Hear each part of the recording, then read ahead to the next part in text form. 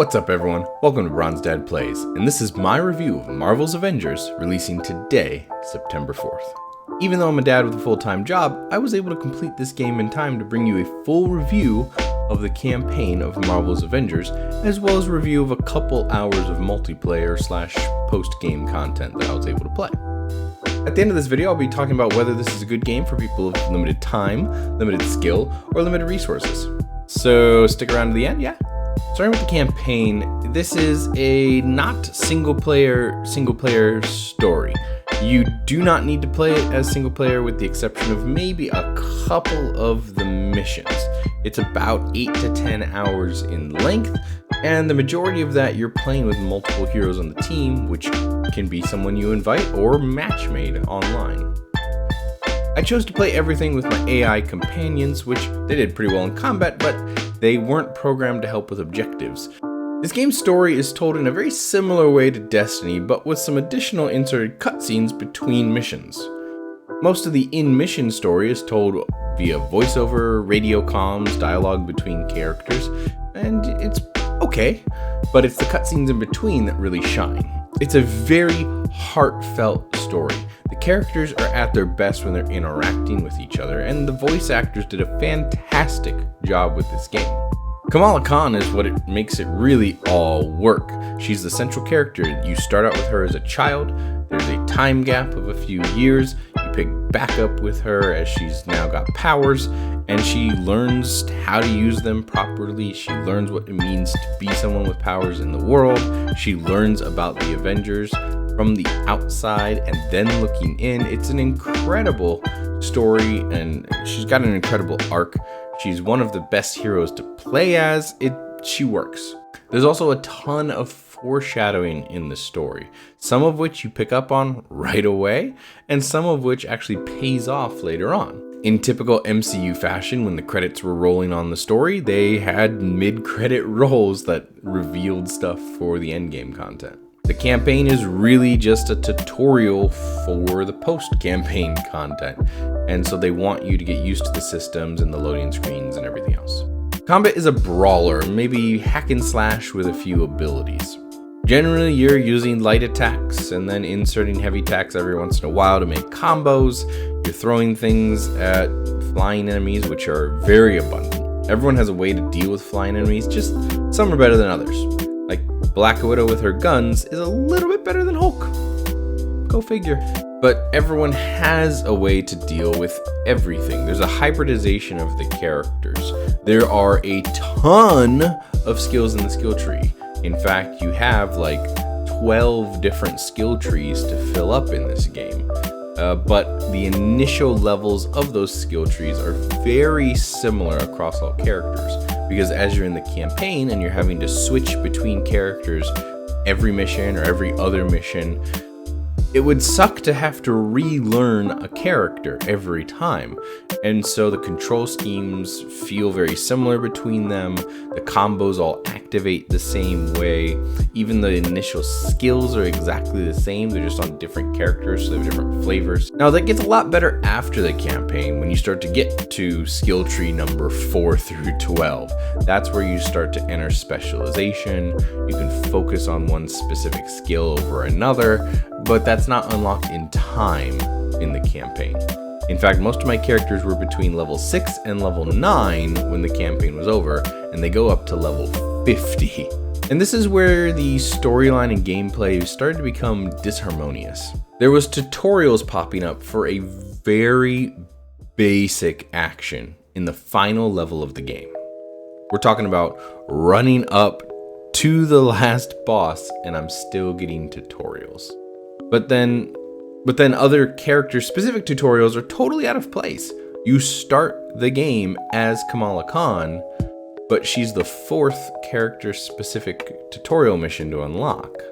I had a really difficult time with Hulk's first solo mission, and there was a really important thing that never got explained until you play his tutorial mission, which is his healing factor. And his tutorial mission isn't unlocked until a while after that first mission with him. In fact, you can play, I think, a second or a third mission with him before that tutorial unlocks. So it's just really weird pacing. It's like the storyline people and the gameplay people just never talked to to each other. It creates this sense of competing gameplay and story. There are factions in this game that you have to grind rep for and get missions from. Again, it's Destiny. But most cutscenes would be interrupted by a reminder on the screen to go pick up faction rewards. And so it just takes you out of that story. And the story is one of the best things about this game, and you're getting pulled out of it constantly. You use this thing called the war table to pick out your missions throughout the game and ultimately in the post-game content as well. And in the final cutscene before the credits rolled, you're standing in front of the war table talking about what just happened with the boss. And the war table's icon is in the cutscene on Tony Stark's face. It all speaks to a lack of polish. There's probably reasons the game was delayed as long as it was, and it needed another 6 months in the oven. I had cutscenes load with all white backgrounds, I had characters that were bald, the final level, all the enemies were invisible for a while. This problem's so bad that I'm gonna make another video specifically about the polish problems, because there's a lot to talk about there. I've got a lot of examples. I don't want to bog down this interview with it. Last couple things that were just kind of weird design choices. The loot system is completely invisible in this game. There are skins the game is trying to push on you, and they look great, or most of them look great on your character. And they didn't want to interrupt this iconic comic book look on the characters with the loot, so they chose to make the loot literally invisible. You're picking up a new hammer for Thor, but it's always the same hammer, it's Mjolnir.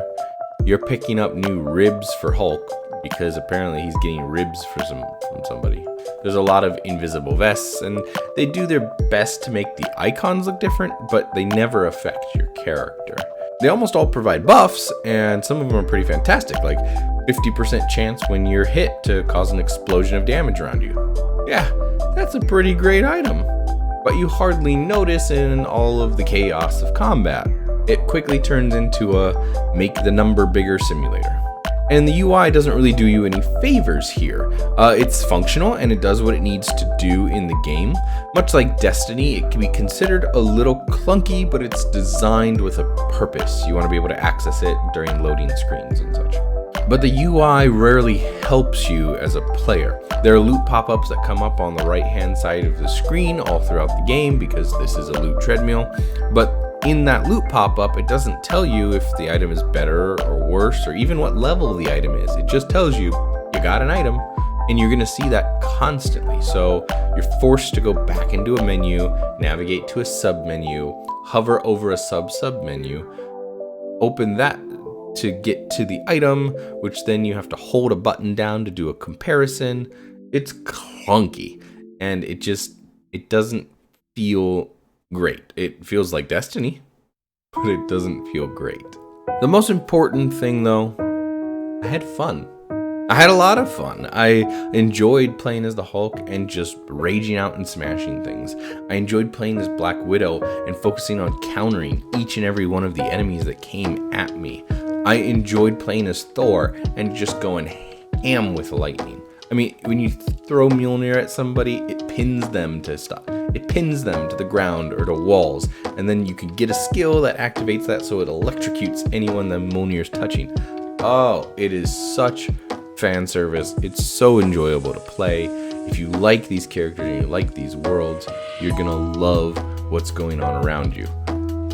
But there's challenges to all of that, and I think I've listed a few of them here, but you'll discover your own as well. So let's wrap this up.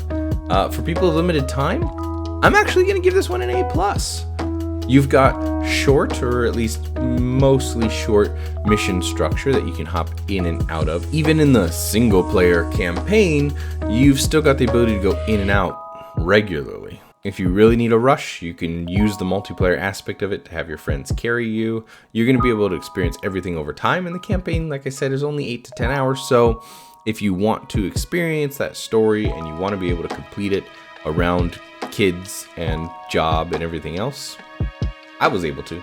For people with limited skill, I'm going to give this one a B.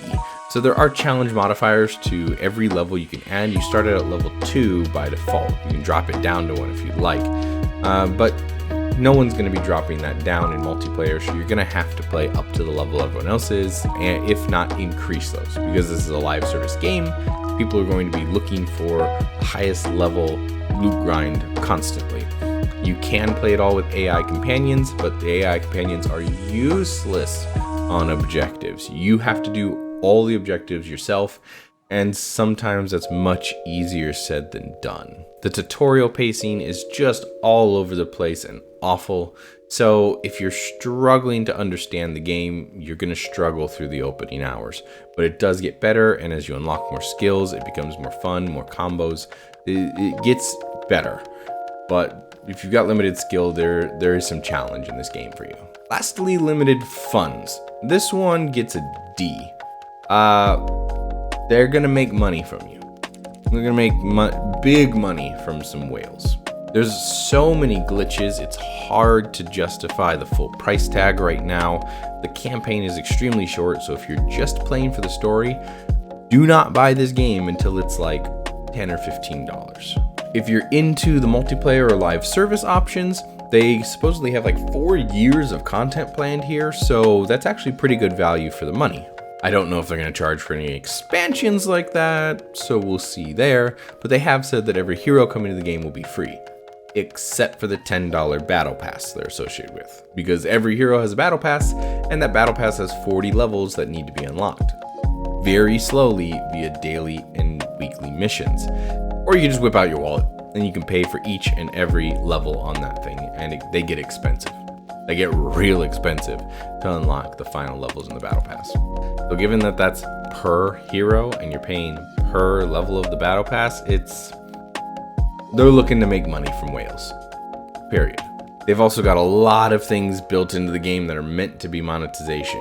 You can buy skins, nameplates, emotes, resources, and yes, you can gather all those in game, but slowly. The legendary skins take like 7,000 of this green in-game resource. When I beat this huge vault and then do multiple phases, they give you 6 of this resource. 6. You need 7,000 for a legendary skin. They give you 6. So they're trying to get to your wallet. They are. If you love the game and you love the characters and you love the gameplay and you're going to put tons of hours into this, you can absolutely make some of that spend worth it. But if you got limited funds, it's hard to justify this at full price for you, again, unless live service games are your thing and you're planning to just play the heck out of this loot grind. So there it is. There's the high-level review of Marvel's Avengers. Most professional reviews you're going to find out there have only played like 15 or 20 hours because they unlocked this very late for professional reviewers, which a little shady. But honestly, there are some things to love about this game. There's some things to love about the world. And if the developers are given enough time to patch all the issues, it's a very solid foundation and core. Just like Destiny was when it launched. 2 or 3 years down the line, one of the best games that you could play. So get in now at the ground floor or wait for a sale in the future. Hopefully some of my information here helps you decide that. I may play this a little bit more on stream because, New World isn't coming out for a while. Look forward to a couple more videos coming out. Number 1, about all of the lack of polish. I've got to talk a little bit farther about that. And number 2, about some of the tips and tricks the game doesn't necessarily tell you and you may want to know before you start. This has been Bronze Dad Plays. Do the YouTubey things, the liking, the subscribing, and all that. And we'll see you next time.